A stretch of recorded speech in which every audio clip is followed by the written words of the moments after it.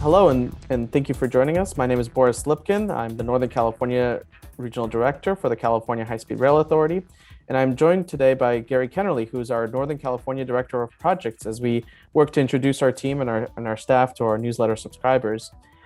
Gary, how would you describe your role as the Northern California Director of Projects?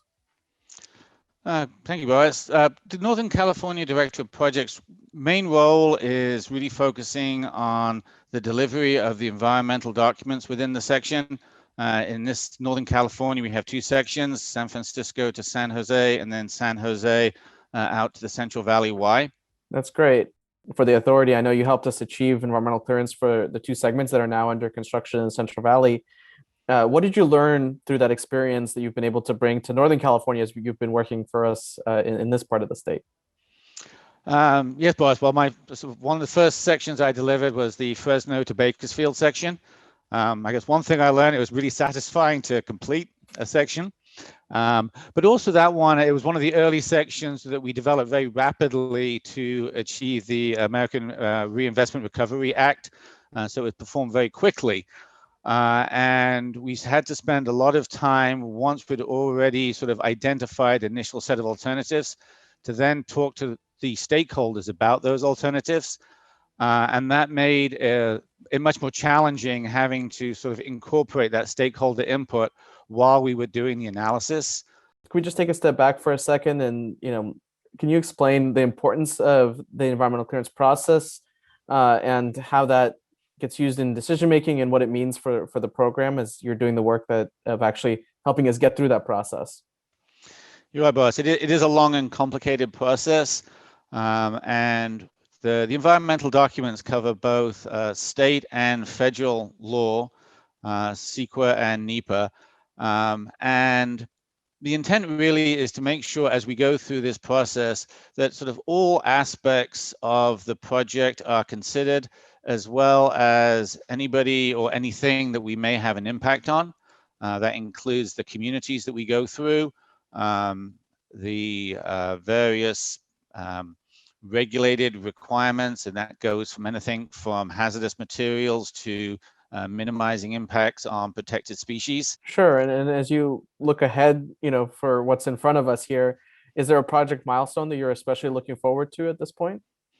I have to say, I'm really looking forward to riding the train in the next 10 years. That will be a great achievement.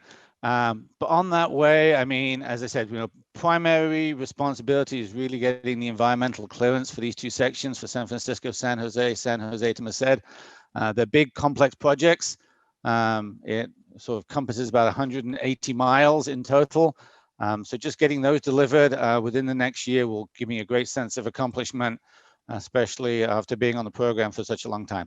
When we talk about sort of the finish of the environmental clearance process, what does that mean for moving the program forward? What does that allow us to start to do once we have finally hit that big milestone at the at the end of the line here?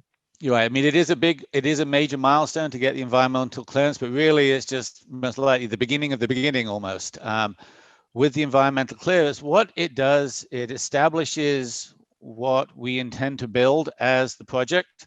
That allows us to then start really working in detail with communities and with agencies.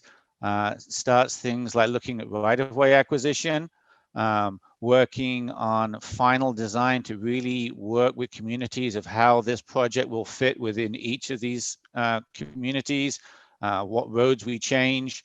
And it also sets us on the path for beginning to identify how we're going to construct the project, bring contractors on board to build the project, and then ultimately looking forward to finding opportunities within the communities for them to participate both in the construction with the development of the jobs, and then ultimately, as I said, riding the train and operating the train and really delivering that benefit. Well, Gary, thank you very much for joining me today. We'll be doing these on a regular basis and getting a chance to introduce different parts of our team to our newsletter stakeholders and subscribers. So thank you, and keep up the good effort. Well, thank you, Boris, and it's always a pleasure to work with you on the program.